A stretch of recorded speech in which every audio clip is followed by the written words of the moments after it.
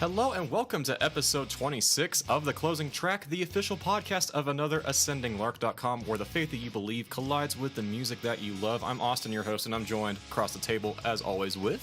Brett here, graduate from the College of Funk. So what did you study at the College of Funk? Funkonomics, funk history, that sort of stuff. So while you were in college, did you have the funky clothing attire and the funky hairstyle to go with it? Oh, of course, I had a perm. Nice big afro. So we're going to be able to get these pictures and put it up on another Ascending Lark so people can see your former funk days. I removed all evidence. Well, the internet never forgets. Just ask Beyonce and, her post-Super Bowl pictures. Yeah. One does not simply remove something from the internet. Yeah, you can try, but good luck with that, especially if it catches on wildfire and, goes viral or whatever. Then, sorry, you're ingrained into the internet forever. Yeah, sorry about the fact that we did not have a show last week. I'm going to describe to you what I did Sunday, and Brett can vouch for a portion of this. On Sunday, I slept. Yes, you slept. Pretty much. Pretty much. That's all I did Sunday. I returned from my mission trip to South Padre Island that Saturday, and the trip was an amazing trip. Had an outstanding time. I could do a whole show if I wanted to on the trip and talk about stories and things we did and things we saw. But the trip was definitely exhausting, and so we got back Saturday afternoon, and then I go out of town. We'd already been on the road that day for about 10.5 hours, and then I drove close to another hour more to my parents' house outside of town, and I pretty much slept all day Sunday. The only times I didn't sleep was when I woke up and I had pizza and watched Dragon Ball Z with Brett. Yeah, he was up for probably about 4 or 5 hours on Sunday. Literally, the whole entire day, I was only awake for maybe 4 or 5 hours. So, yeah, sorry about that. I thought that I would have the whatever to do an episode last week, and I'm just my body's just ah, ha, ha, ha, you're so funny. You think you can do a show? And it's just no, I can't do anything. So sorry about that. But, Brett, how was your spring break in light of the fact that, you weren't able to do Beach Reach this year? Not good. Not good at all. I'm sorry. I worked 50 hours at my job. I bet the paycheck was nice. Not really. Yeah, that just sucks. That just definitely sucks.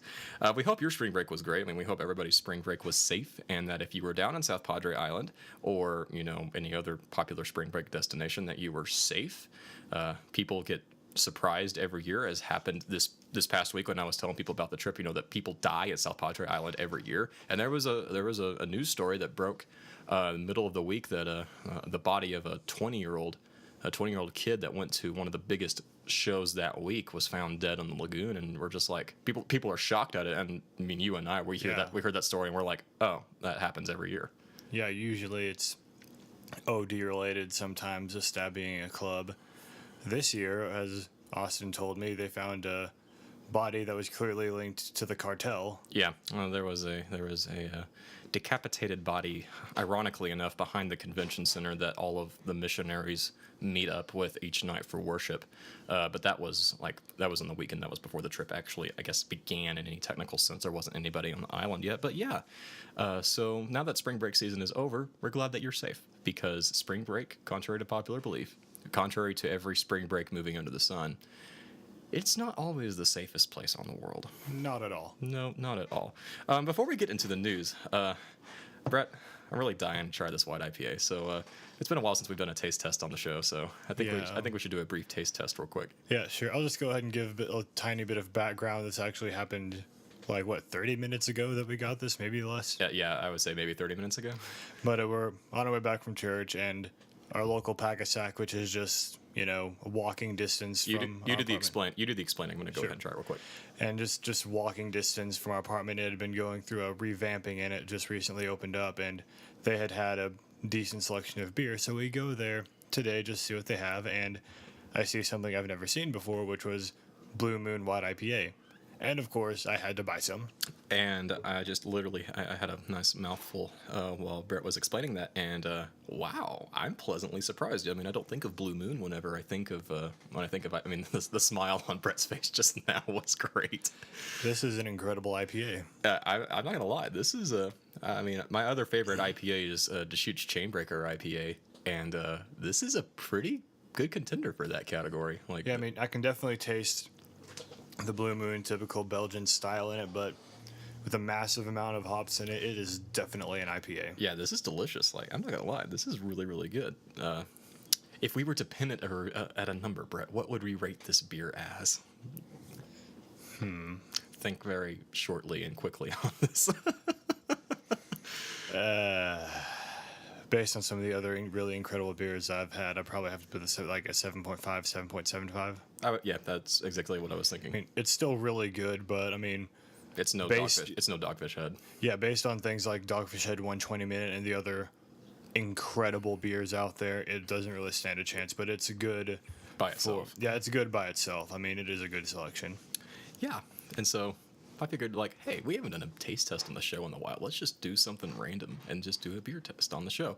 But now, Brett, so what happened to millions of screaming little girls this week, or what happened to some grown adult, college-aged, adult women as well? This is truly a sad era that we are entering this past couple of weeks. I mean, a lot of people are really broken up about this. One of the members of One Direction, Zayn, has decided to leave the group. I mean, I've already gone through the 7 stages of grief. It lasted the span of about 3 seconds. Yeah, So definitely. It's like, oh, okay. But no, and then I think it was one of my cousins who they were obsessed with boy bands back in the 90s when they were younger.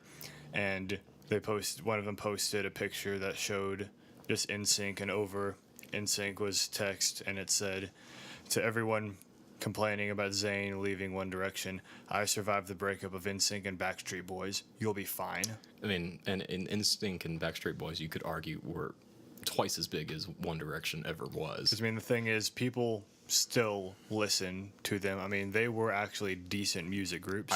I wouldn't be ashamed at all to listen to NSYNC. Yeah, I wouldn't be ashamed In at my all. opinion, Backstreet Boys is better than NSYNC, but still. It's been such a long time since I've listened to either of them. I should probably revisit that to see if my opinion on them has changed. Yeah, because I mean, they actually were out there playing music, and I mean, yeah, they had a lot of the fame came from their image, but they put out good records. Yeah. Whereas One Direction is just, hey, let's get a bunch of guys up here to do stuff. Although, as I had to torture myself through, what was it, that like November what we covered I think so. when we did One Direction and Nickelback in the same show? Yeah, was that one of the- was a terrible idea. That was a terrible episode. Oh my gosh. I mean, One Direction's last album was not that bad. Not gonna lie. I don't like it, and haven't touched it since it came out and we reviewed it for the show. But I mean, it wasn't that bad, and I still feel- Lyrically, it was deplorable. lyrically it was deplorable. Musically, it was great. Musically, it was okay. I retract my great remark. That's going a little too far there. So what about the future of the band? Has there been anything whatever on the future of One Direction now that it's a foursome and not a fivesome? Well, I haven't really done any research on this. I just saw the news and was like, yeah, whatever. But Nah, if okay. they, I mean, they're basically two options. Both, I think, have been done by boy bands in the past. Either replace them or just go on without them. I mean, Because, I mean, in a group where it's mainly vocals and not really as much focused on instrumentals, you can go without one member. yeah. It's not like if a member of Blink 182 left when there's only 3 guys and all of them play instruments. Pretty much. Yeah. Yeah, that's definitely a good point. So we talked about several weeks ago how music was going to be coming out on Friday starting in the summer, and that official date has come to light. It is July 10th. And I plan on getting more and more vocal about this as it gets closer to its day, because I don't like this, and I'm actually very annoyed. I was going to say something else, but I'm really annoyed that this is actually happening at all. So the week of July 10th, your new album, your new music is going to start coming out on Friday instead of Tuesdays, which means for small groups like us who don't get review copies for anything, and who, I mean, we have what, 5 days on average to Yeah. listen to new music now. I mean, we get what, 2 days, if that. I Yeah, mean, if that. So unless something radically changes, and I don't know if that'll happen or not, only God knows. It'll be interesting to see how this affects the show and how it affects what albums we're able to cover and when. It's just gonna suck. I'm not looking forward to it. 2 other brief little ditties. Emery launches a new podcast to promote their upcoming album.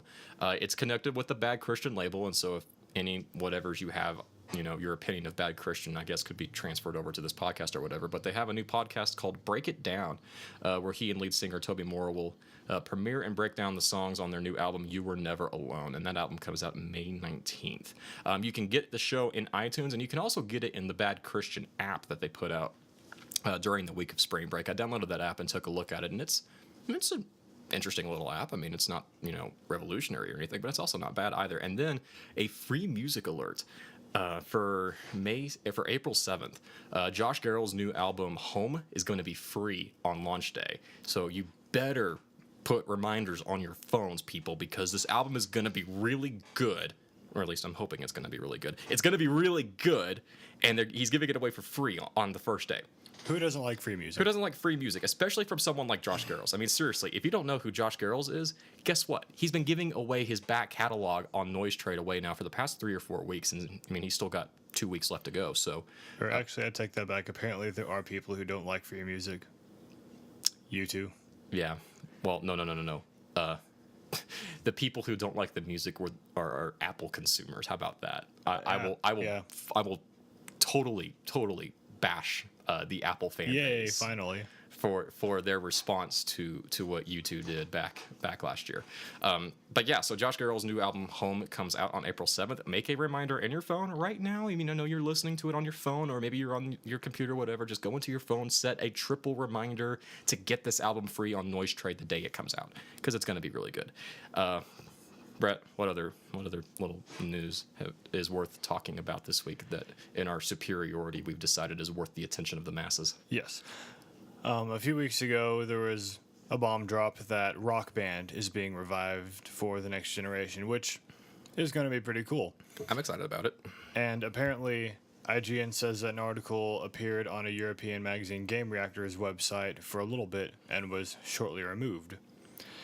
And on it, it was very brief and said that there was an event scheduled for April 1st at Hamburg Rock City and that journalists needed to come and rock the shack with us.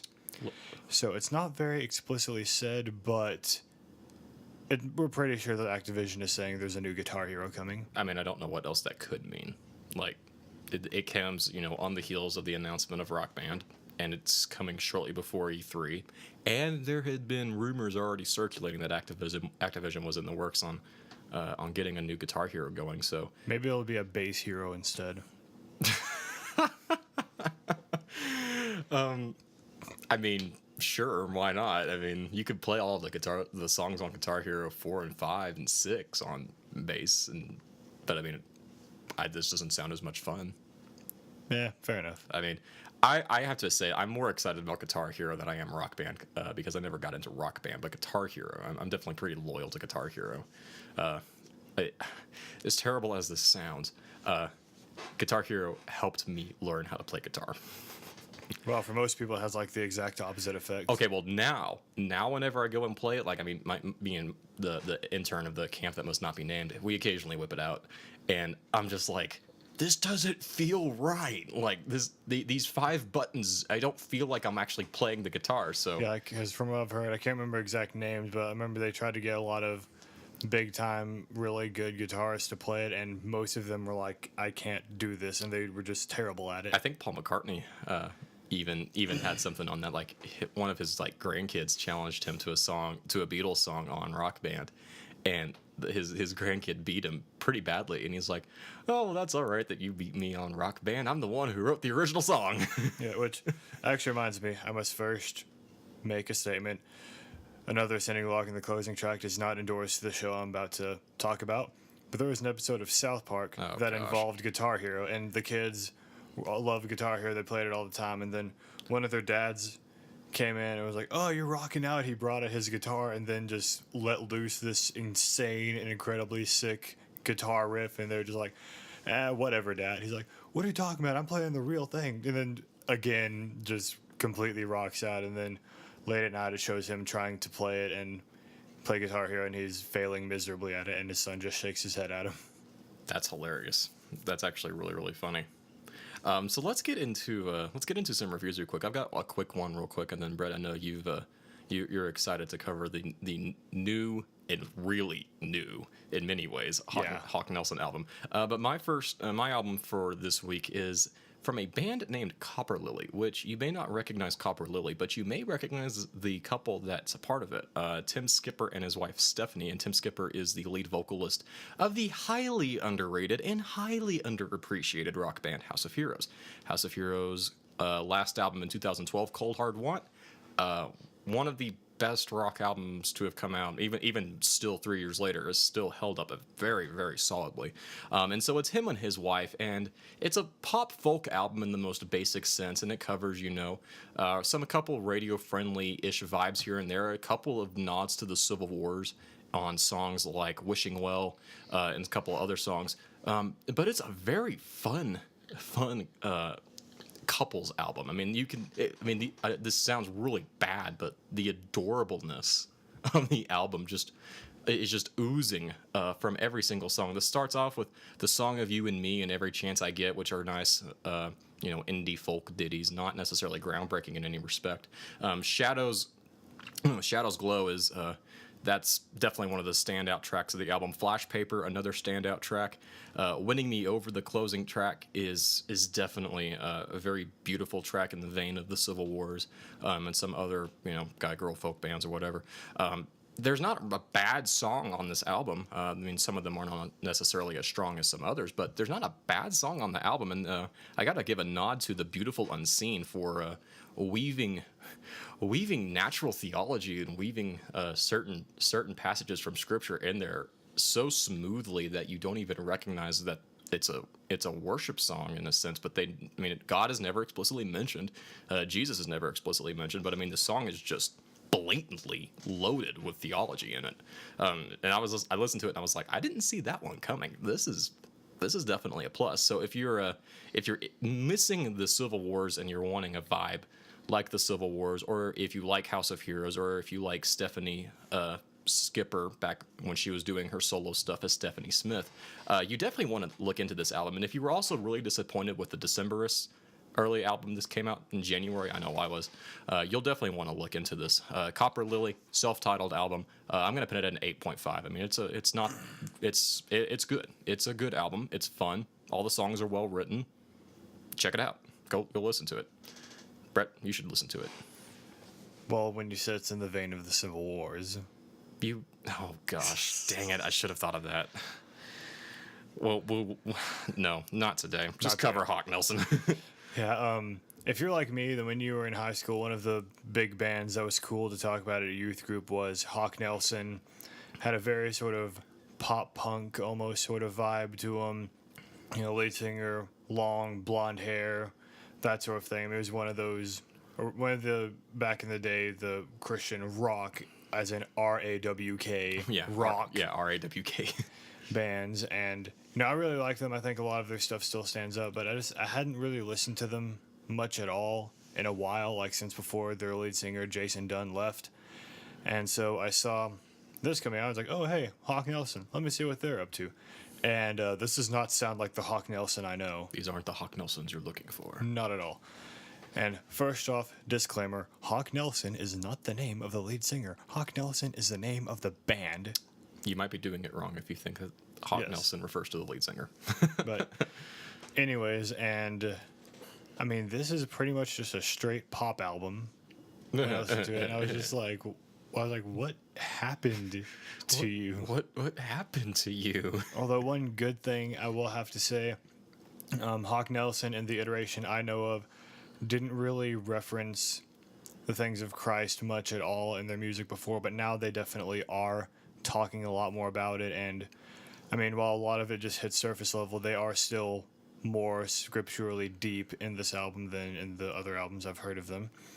And I mean, most of the songs on this pretty much sound the same. I mean, if you've heard recent Newsboys albums, you've heard this album. That makes me sad. Yeah, it's definitely really sad. I mean, Drops in the Ocean, the second song, I did kind of like. I mean, they used some pretty clever wordplay in there. And let's see, Thank God for Something. A lot of it is cheesy, and I'm just like, ugh. But it does do something that I haven't heard in a lot of quote unquote Christian music lately. And that's just, instead of anticipating blessings or asking for blessings to fall upon you, it's like, hey, look at your life now. You already are blessed. Thank God for everything you have right now. I think you find that a lot in bands and musicians that come from the Reformed camp, but outside the Yeah. Reformed camp, yeah, I definitely agree with you. But For sure. And then Count on You, the one that comes after Thank God for Something, is a Jesus is My Boyfriend song. oh no, Yeah, I'm listening to this and I'm like, who are you talking about here? Is this Jesus or is this a woman? And I can't remember the entire lyrics of the song. I think they eventually did make a direct reference to Jesus, but still.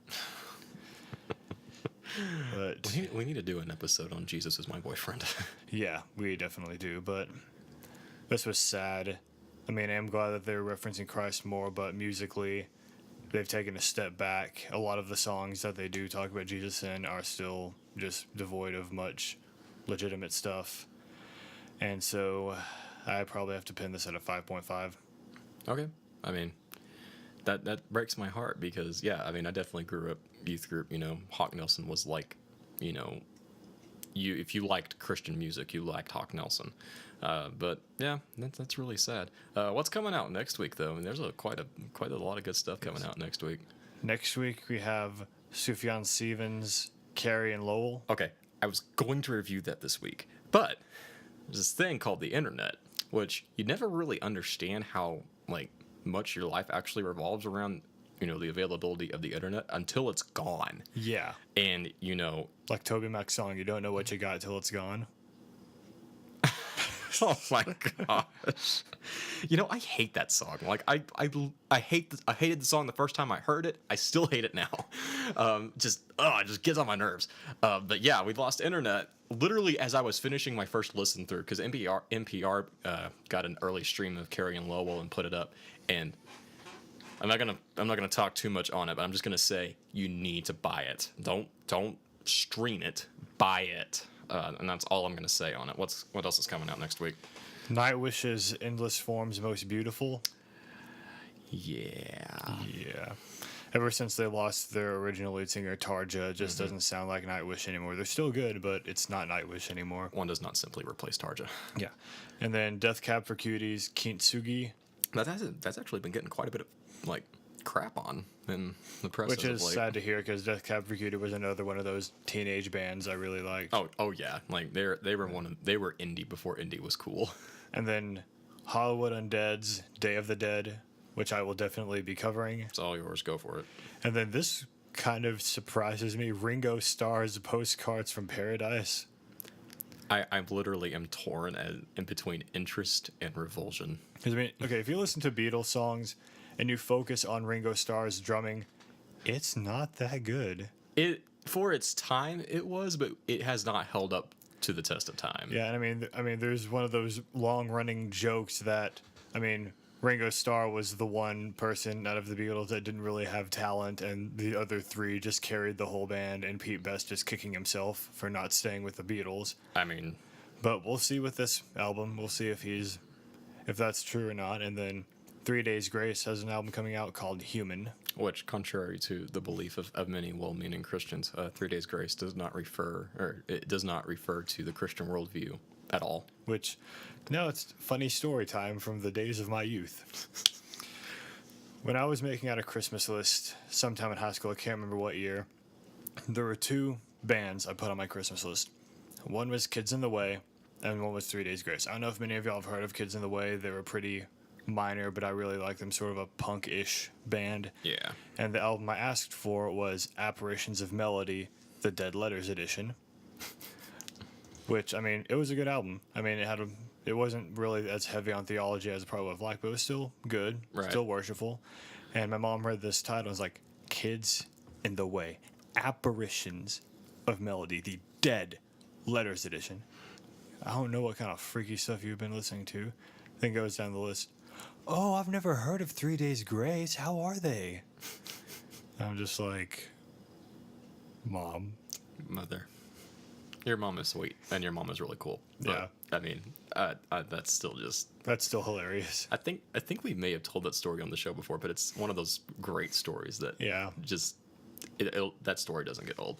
So, okay, let's get into the last installment of our series on art and the Bible. We've devoted most of the year to it, and it's been a really good. I mean, I've gotten a lot out of studying this book, but we're ready to wrap it up. We're in a good position to where we can wrap it up. And so, for the final installment of this, we're going to be looking at modern art forms, in particular modern genres of music, and how we as Christians can interact and prepare for like new styles of music that come and go. Schaeffer notes that, let me say firmly, there is no such thing as a godly style or an ungodly style. The more one tries to make such a distinction, the more confusing it becomes. I mean, I wish that quote right there could have been like put on every, like, a requirement to have a church like that plays music, have that like painted on the wall for everybody to see it. Yeah. Oh my gosh. This quote actually reminds me of our first summer at the camp that must not be named. You were in a discussion with someone and he was arguing fervently that Christian music existed, and you're like, well, you can't play like a G chord in a Christian style. You can play it in a metal style, you can play it in a pop style, but you can't play it in a Christian style. He's still going against it, and he basically said, okay, flip the lyrics of the songs Shout to the Lord and Shout to the Devil. Which one is a Christian song? The one with the Christian lyrics. Exactly. Oh my gosh. Yes. Schaeffer later goes on to add, and this is a particular quote that, like, when reading art in the Bible, really got to me when I first read it. While we must use 20th century styles, we must not use them in such a way as to be dominated by the worldviews out of which they have arisen. Christianity is a message with its own distinctive propositional content, not a set of religious truths in an upper story. The whole man is to be addressed, and this includes his mind as well as his emotions and his aesthetic sensitivity. Therefore, an art style or form that is no longer able to carry content cannot be used to give the Christian message. I'm not saying the style in of itself is wrong, but that it has its limitations. Totally fractured prose or poetry cannot be used to give the Christian message for the simple reason that it cannot carry intellectual content, and you can't preach Christianity without content. There's so much in that quote. The thing that it got to me when it says that there are some vehicles that when he said that there are some vehicles that are not really suitable to give the Christian message, I was just kind of like, wait, hold on a second here. Like, what? Like, are you sure about that? And then you just keep on reading, and you're just like, one does not simply argue with Francis Schaeffer. Yeah. Francis Schaeffer's going to just kick your butt every time. And he sure enough does. You want to give that last quote real quick, just because it's like a down-to-earth example of like what we're trying to get at. It is here that feedback is important in regard to the style the artist chooses. Let us say, for example, that you are playing in a Christian rock group making an art form of rock. Suppose further that at the same time you're going into certain coffee houses and using rock as a bridge to preach the Christian message. That's fine, but you must be careful of the feedback. When you have finished playing, you must ask whether the people who have heard you play understood what you have been doing. Have they heard your message clearly because you have used their modern idiom, or have they simply heard again what they have always heard when they've listened to rock because you use their form? Which, when I first read that quote, I was just thinking, metal, metal, metal, metal, metal, metal, metal. Yeah, because, like, let's say that example. Like, if you had gone, Brett, let's say, Brett, you're not a believer. Let's just say you're an atheist at the moment. And I go into Lifeway? Hey, to Lifeway's credit, though, brief news blurb, Lifeway actually starts doing something right and stops selling the heavenly tourism crap. Good. Kudos to Lifeway. Resumes discussion. Yeah, so you go, and let's say you are going to see, let's say you go see Striper. Okay. And you is this 70s Striper or is this modern? This is 70s Striper. Okay. So you're a 70s hedonistic unbeliever. Okay. Okay. You might hear them singing about Jesus, but the way that they're singing about Jesus, spandex and big poofy hair and all of the other things that 70s Stripers are known for, does that get in the way of you like actually hearing what they're saying? I personally wouldn't think so, honestly. 'Cause, I mean, You personally wouldn't think so, yeah, but because I mean, it's one of those things where a lot of times when people think of Christians and they're not a believer, they have the wrong impression that we're the like suit and tie people who listen to Gregorian chants and classical music all the time. I And thought that's what we were. well, those are good music styles, but still. And they just think that we're not fun at all, that we just like to be boring. But I mean, it would be nice. It's always nice to see someone in a form of culture like yours that's singing about Christ. You can be like, well, hey, here are people that are rocking out and they're like me. So And also, it's kind of hard to ignore the fact that Stryper in the 70s pelted the audiences with Bibles. I still don't know how I feel about that. I mean, I still don't know if that was a good idea or not. And my mom said she went to a Stryper concert once and said that they actually preached in between songs. Oh, well, that doesn't surprise me. That doesn't surprise me at all. But yeah, so in that instance, the way they're presenting it helps. Like, it's helping their message. But on the flip side, and this is something that we hear a lot as metalheads, like, oh, well, people can't, understand what they're saying, when you're screaming and growling and stuff all the time. And, we combat, we come with that, it's like learning another language and you have to learn how to hear it. But, I mean, if I were to go, I'm trying to think of a good example here. If I were to give somebody, a CD on it that had like Becoming the Archetypes version of How Great Thou Art, Yeah. they wouldn't be able to understand it if they aren't metalheads. And so what they're saying, the method that Becoming the Archetype is like performing the song, obscures the message. And the screaming style of the presentation of the vocals obscures that. Now you can learn to hear it. I mean, obviously we're both metalheads. We know how to listen to screams, and I mean, as a screamer myself, I know how to enunciate better than many. But what is Schaefer's thoughts, like how there's so many implications for this, and I think Because, I mean, one thing I'm thinking of in particular, you and I both remember from the camp that must not be named, we learned how great is our God in Hungarian. But, I mean, we had to teach it to the kids first, and if you would have just sent this song to, like, Japan and decided, hey, listen to the song, they'd have been like, I don't know what the heck this is, and the language hilarious. obscures the message. that's a hilarious Well, thought. the language, that particular song, is aimed at a particular audience to do a particular thing. Just like metal in its screaming isn't really aimed at the people who aren't into metal. Okay. And that's a really good counterpoint, and I think several would say the same thing for rap as well. Yeah. Especially within like the Christian rap scene. People are starting to warm up to Lecrae now that he's like people like Lecrae and Tadashi and Tripoli. Now that Lecrae has appeared on some Passion CDs and done some other stuff. But I mean, I remember the early days when like After the Music Stops and Rehab came out, people were like, "Oh, that's rap. That you can't use that to you can't use that to tell people about Jesus." Yeah. And I mean, at the time, people heard, or Christians in particular, heard rap, and they immediately think, fill in the blank, with like the worst examples of rap Yeah. possible. But now we're starting to see the redemption of that to where even with the limitations and some of the obstacles like Christian rappers have to overcome, people are starting to finally get the message. So one other thought, like one particular thought that came to my mind when Francis Schaeffer, when I was reading this from Schaeffer, the worship scene. Yeah.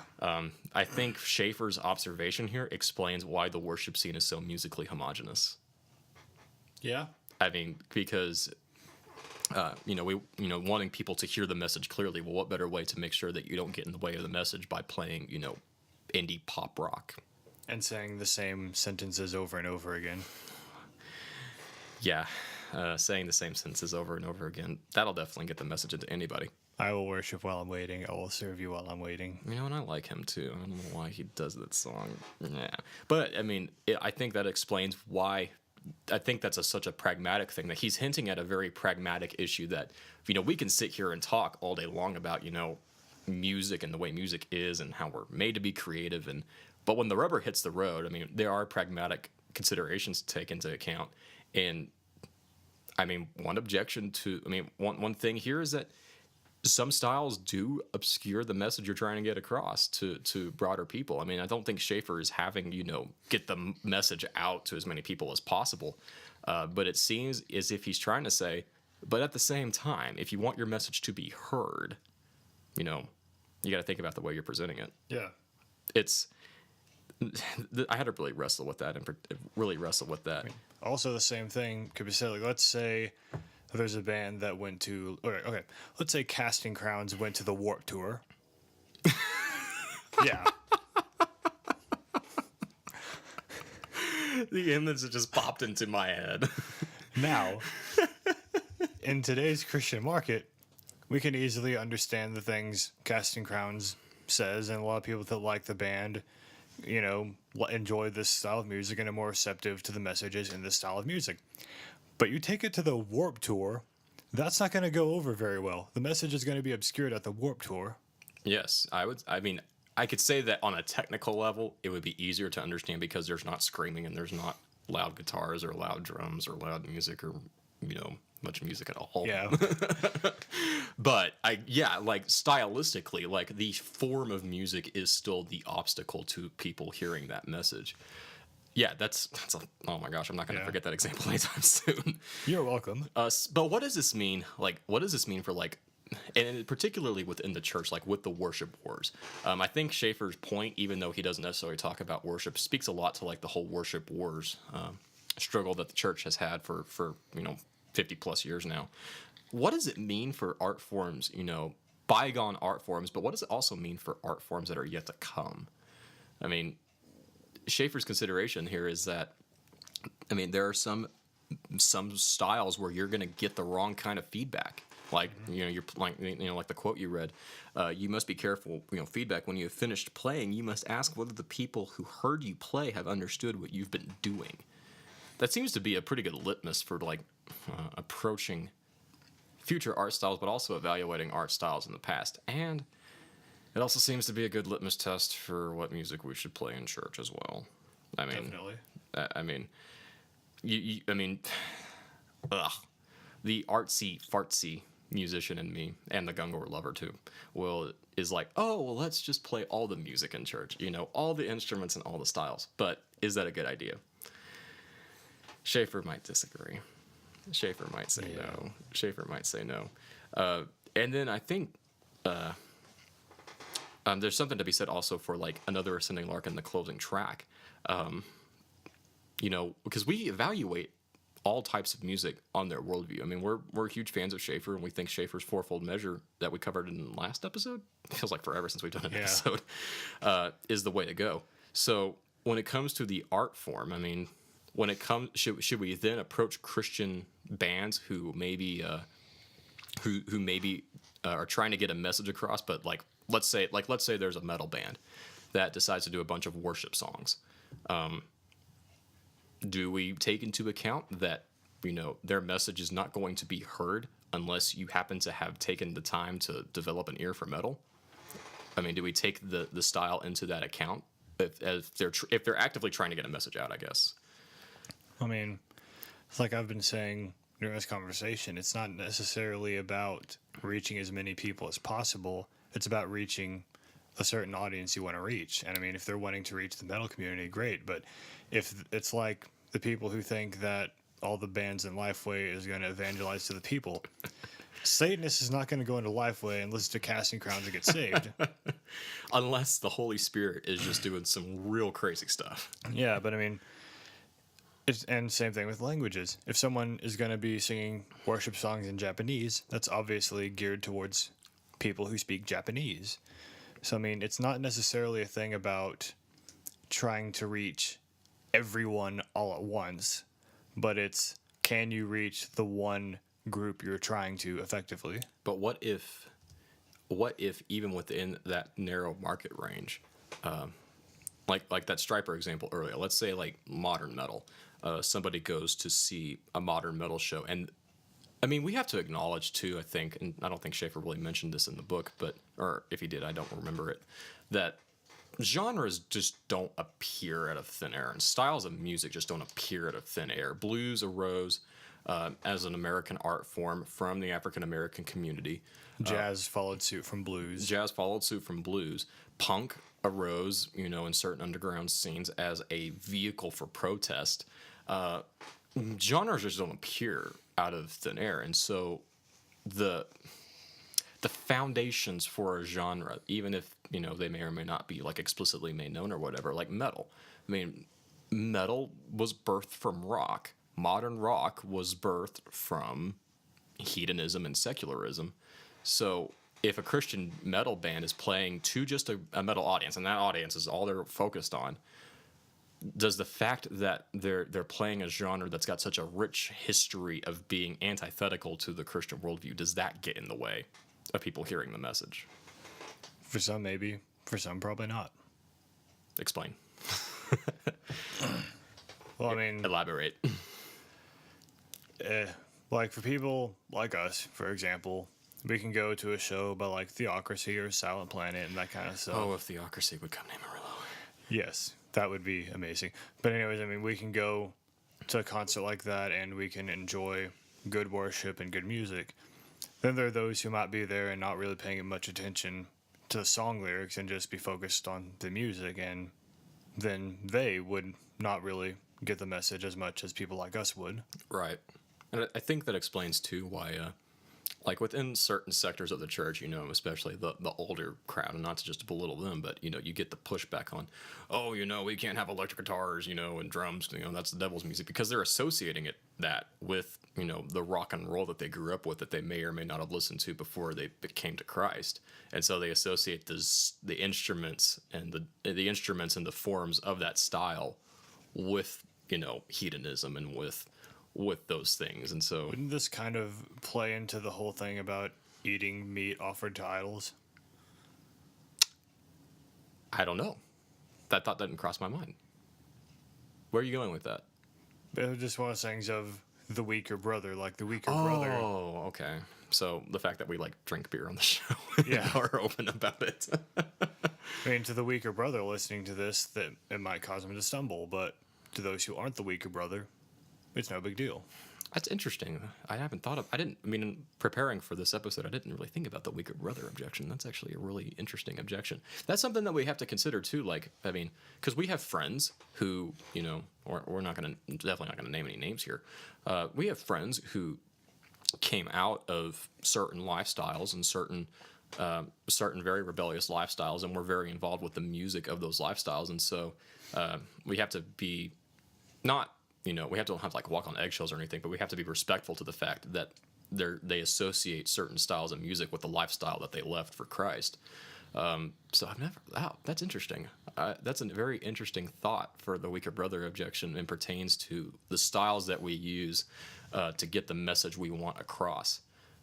I'll have to think more on that. I know what I'm doing all Sunday afternoon. You're welcome. Yes, thank you. We're running a little late on time, so thanks for listening. Through us go through art in the Bible. There were so many more things that we could have covered, but I think that we've done a really good job covering the main thrusts of the book. You should definitely go check it out if you haven't already, and I hope that listening to our series on art in the Bible has prompted you to check it out, and maybe check out some of other Francis Schaeffer's works. We don't know what. Well, next week we're going to be doing an episode on the resurrection and songs of the resurrection, and so we're really looking forward to that. So thank you again for sticking through this series, and we hope that you got a lot out of it. I know I got a lot out of it. I know Brett got a lot out of it as well. So thanks for listening on this series. It was a lot of fun. Brett, you got a reco for this episode? I do indeed. Okay, go for it. Recently, due to a clerical error, Oh my gosh. basically, long story short, they put the wrong price on this video game, and so I got it for a third of the price it was supposed to go for. Best screw up ever. Yes. And this particular video game was Civilization Beyond Earth. Which I've been dying to play as well. It is, in my opinion, a great game. I mean, if you're familiar with the Civilization franchise, there are going to be a lot of familiar things, and contrary to a lot of popular skepticism, it is not just a reskinned version of Civilization 5. The technologies work completely differently. There are quests, and depending on how you fulfill those quests, you can go through one of three paths: purity, supremacy, or harmony, which changes how your people look, how your cities look, how the landscape looks. It's definitely a very interesting game. If you're into real-time strategy games, and whether or not you've been enjoying Civilization games, that's definitely something to pick up. Cool. Yeah, I want to play it at some point. I'm just waiting. I'm just waiting for the post initial release bugs or whatever to be ironed out. But I have a reco for this week. I want to reco French press brewing. I got a hold of a French press earlier in the week, and I've been using it every day. And it is a very involved method. I mean, I went from using Keurig, which probably is like the easiest on the coffee brewing spectrum. Turn on, push button. I mean, literally, that's all. Yeah. I mean, literally. I went from Keurig to French press, and I mean, it's significantly more involved in your coffee brewing, but you also have control over every single stage of the process. So it's super customizable. And I gotta say, like the first couple of cups that I brewed with it weren't all that great. I didn't know what I was doing, but with the handy help of Google and a couple of websites, I was able to get the hang of it and start brewing better. And the brew that I made before church this Sunday was one of the best cups of coffee I've had in a very, very long time. So if you haven't tried French press brewing, I mean, I got my French press for $10. Oh, dang. I didn't think it was that cheap. It may have been on sale. Like, it may have been on sale, but I mean, I paid $10 for my French press, and I mean, all you have to do is just provide, ground coffee. Get it and try it. I mean, it's a lot of fun. You get to do it literally your own way, and you get to decide how you want to do it. It's like the coffee equivalent of home brewing in a lot of ways. Only you just don't grow the beans. The beans are provided for you. So it's a lot of fun. If you don't do it, and if you're a coffee lover, you should check it out. It's a lot of fun. And if you're a Keurig user, carry on. Like just carry on. You're fine. Yeah. So this was definitely a really good episode. I definitely had a good time doing this. Yeah. Thanks again, Brett, for taking time out of your Sunday for said silly show of ours. No problem. I love doing this. We haven't told people how they can get in touch with us, have we? Should we tell them our address and phone numbers? I mean, they can come over if they want, I guess. Okay, our address is... You can find us on Facebook by searching for Another Ascending Lark. You can find us on Twitter by searching for AAL Blog. You can send us an email at anotherascendinglark@gmail.com. And, of course, you can visit the brand new, and by brand new, I mean I literally poured, like, a full-time's work week worth of hours into this. AnotherAscendingLark.com, the new permanent home, and we've got some couple of things that might be brewing in the works that might give you a new experience for the writing and the podcasting portion of that. We're just going to leave that awkward teaser there so that way you can think about what it is we may or may not be doing. But yeah, if you want to get in contact with us and let us know what's on your mind or whatever, we'd be more than happy to do that. So I'm Austin, as always. And I'm Brett. And we are... Sometimes. You're sometimes Brett. Sometimes you're Brad Strudel. No. At the camp that must not be named. No, I refuse to accept that name. Sometimes I am Vice, the monk raised in Japan. Okay. Either way, we are saved by the gospel of Jesus Christ, and we celebrate this Palm Sunday of Jesus' arrival into Jerusalem, only to be murdered by the people that were praising his name. And the gospel is the foundation for all that we do with this show, and is the foundation for Another Ascending Lark and for Brett and mine's personal life. And the good news of Jesus Christ is definitely our motivation for doing all of this. And so next week will be Easter. We got a special episode planned for that. Until then, hit us up daily on AnotherAscendingLark.com for news and reviews and commentary. And other than that, I hope you guys have a great week. We will see you next time.